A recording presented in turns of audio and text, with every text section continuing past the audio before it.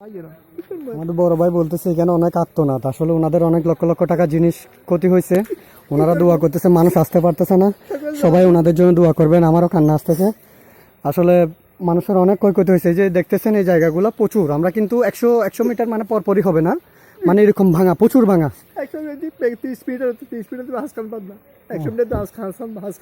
আচ্ছা আচ্ছা আচ্ছা আচ্ছা, যাক আল্লাহ ভরসা। আমরা যত সাধ্য চেষ্টা করতেছি এগুলা করার, প্রচুর ক্ষয়ক্ষতি হয়েছে এখানে, প্রচুর ক্ষয়ক্ষতি।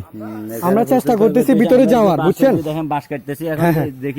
এই যে বড় ভাইরা বলতেছে সাঁকো তৈরি করার জন্য ওনারা বাঁশ কাটতেছে, আমরা অনেক কষ্ট করে অনেক দূর থেকে আসছি, আমরা কিন্তু অনেক দূর থেকে আসছি, আপনারা বুঝতেছেন, তারপরে অনেকে আসতে পারতেছেন। আমরা তাও চাইতেছি যে আর ভিতরে যাওয়ার জন্য।